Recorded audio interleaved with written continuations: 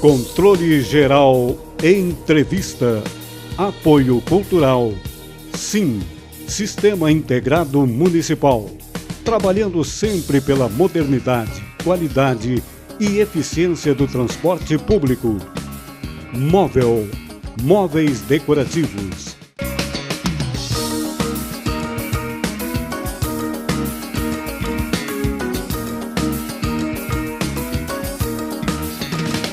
Está começando mais uma edição do Controle Geral Entrevista, canal 19 da NET TV Santa Maria, que tem o apoio cultural do Sistema Integrado Municipal. Sim, trabalhando sempre pela modernidade, pela qualidade, pela eficiência do transporte público.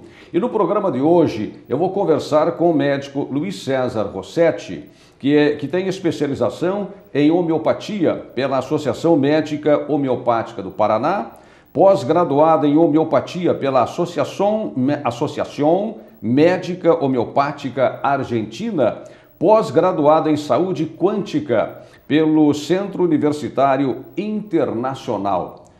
O médico Luiz César Rossetti, que está aqui conosco, quero muito agradecer pela presença, sabedor da sua agenda super procurada e que abriu um espaço para conversar um pouco conosco a respeito desta especialização da medicina e ainda pouco conhecida.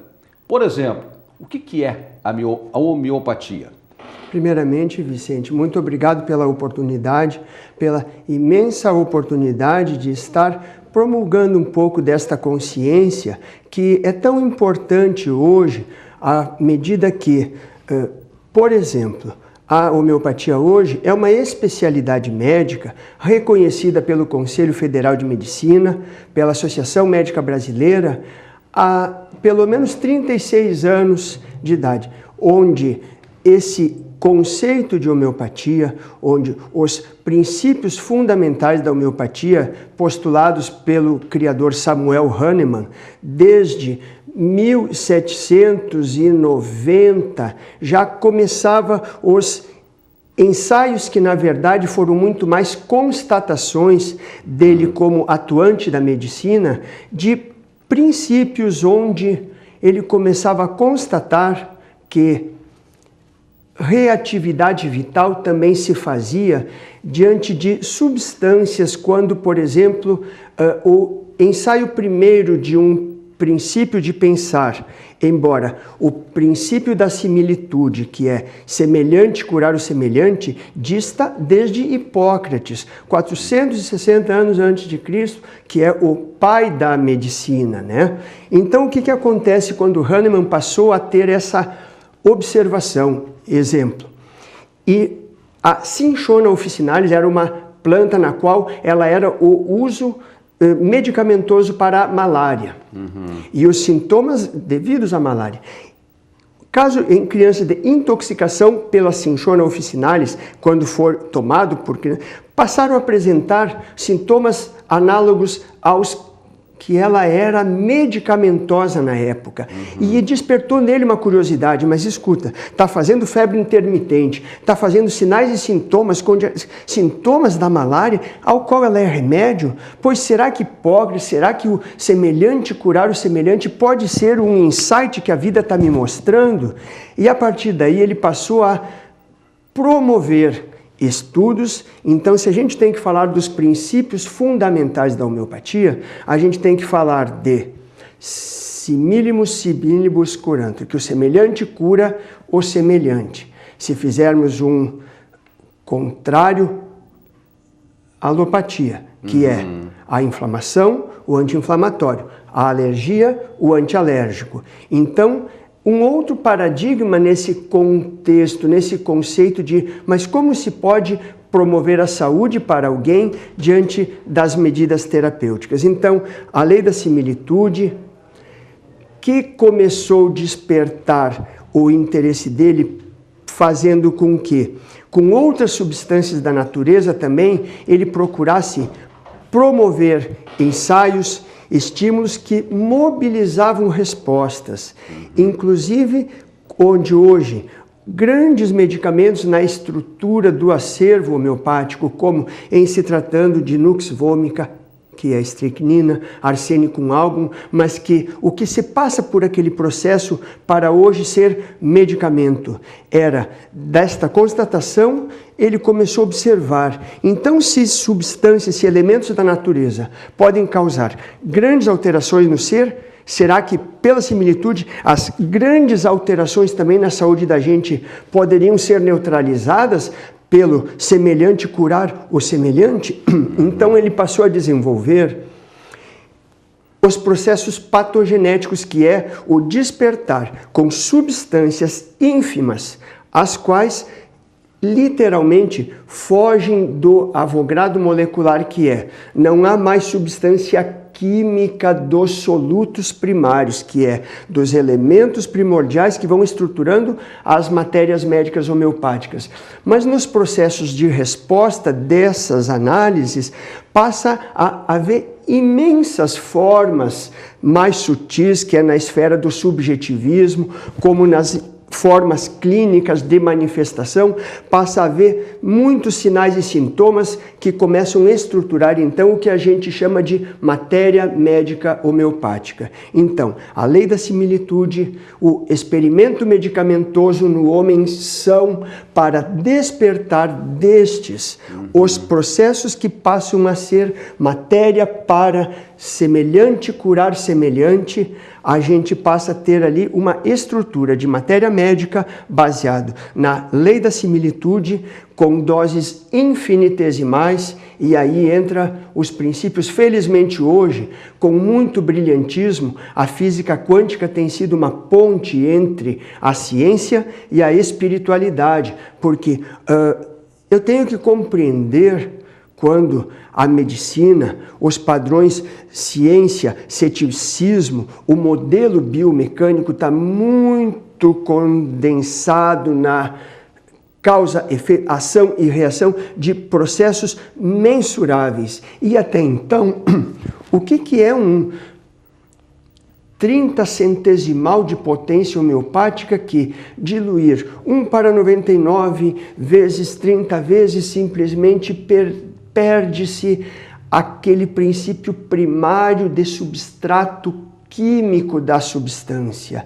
E aí vem muitas vezes até o certo desdém da ciência cartesiana, da ciência de Galeno, a medicina tradicional, para o que propósito será este? Embora, felizmente, volto a afirmar, há quase 40 anos já reconhecida pelo Conselho Federal de Medicina, pela Associação Médica Brasileira no Brasil, como especialização médica que a gente, como médico homeopata, faz. Um tratamento, uma conduta baseado nesse princípio de um vitalismo.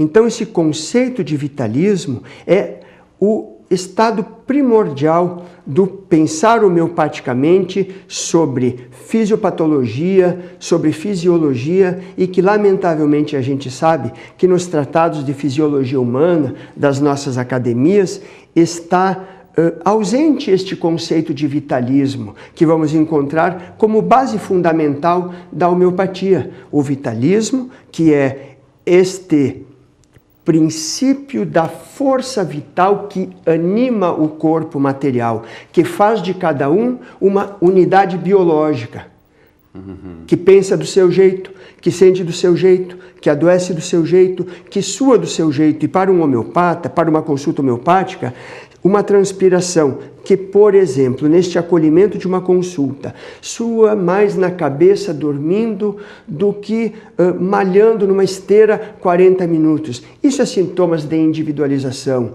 Que durante o sono, ranjo os dentes, ronco muito, tenho apneia do sono, falo dormindo, tenho sobressaltos.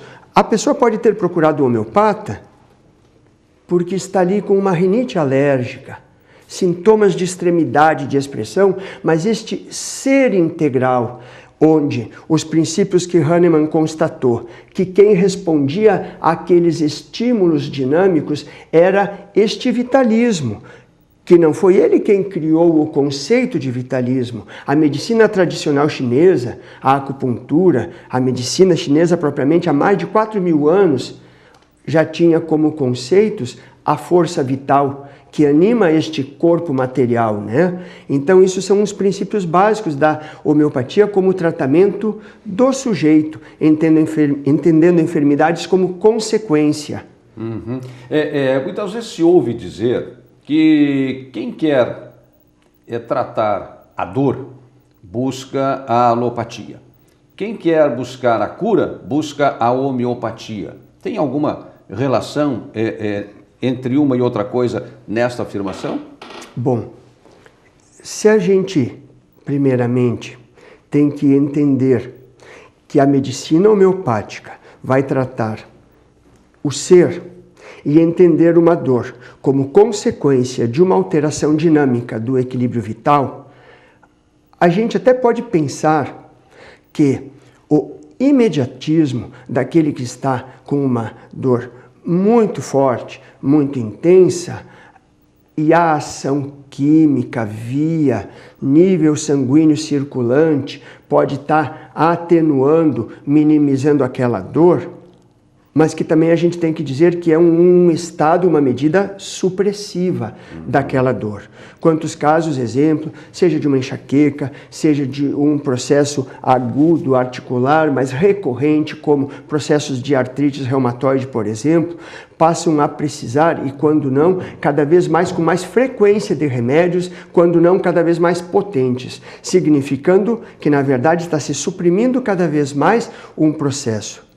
Se vai se entender esse sentido dor pelo pensar homeopático e aquele processo como consequência, não necessariamente somente da ação de um processo vascular numa enxaqueca que me causa uma dor de cabeça ou numa artrite, ou o que quer que fosse a dor em si, a gente vai, antes de tudo, pensar que homeopaticamente, também em momentos agudos, pode necessariamente promover uma resposta vital para que esta dor passe a estar minimizada. Tanto que os remédios vão estar baseados no individualizar a dor com as respectivas modalidades. Onde que dói?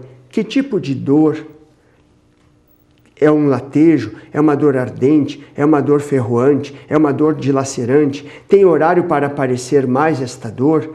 Tem situações climáticas, situações existenciais que passam a decorrer, por consequência, aquele estado doloroso. Então, em se tratando de homeopatia, nós temos que falar de biofísica como ação e resposta.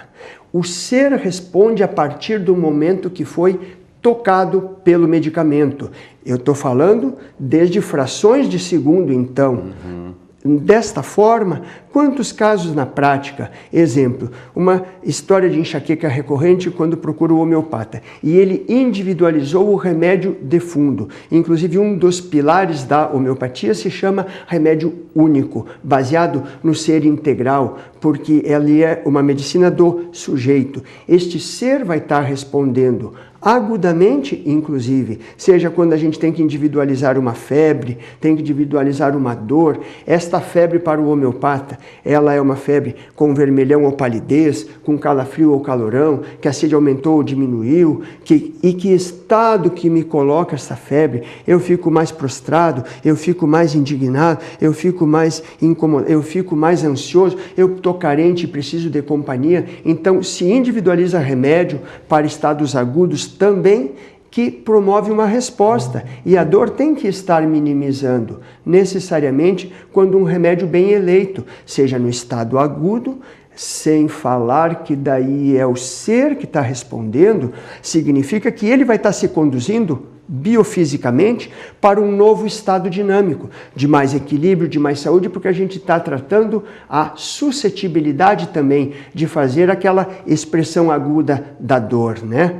Desculpa se me prolongo um pouco nessa vontade de tentar levar consciência, né? Pois é. Bem, eu posso assegurar para os telespectadores que uma consulta média com o médico Luiz César Rossetti não dura menos do que 1 hora. Às vezes mais, bem mais. Principalmente a primeira consulta, né, Vicente? É verdade. Que é esta biografia que a gente tem que captar, compreender e tratar. Tem que individualizar este ser integral, como é para suar, como é para transpirar, como é o sentir, o pensar.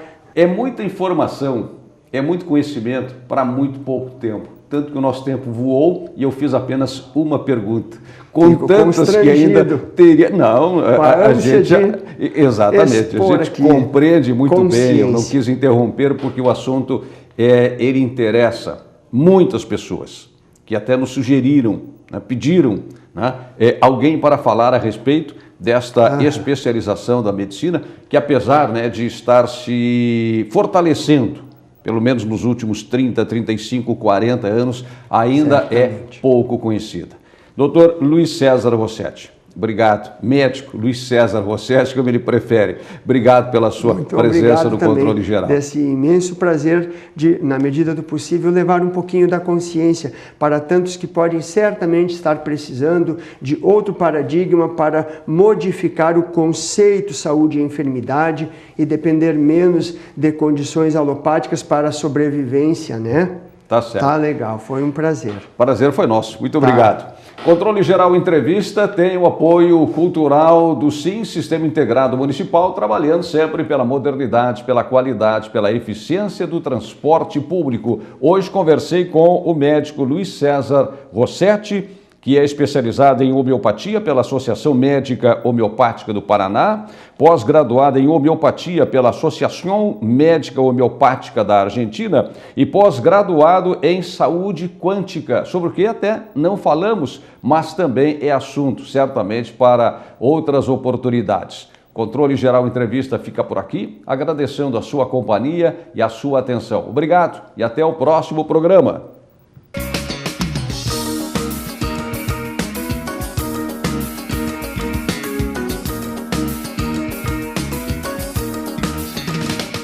Controle Geral Entrevista. Apoio Cultural. SIM, Sistema Integrado Municipal. Trabalhando sempre pela modernidade, qualidade e eficiência do transporte público. Móveis decorativos.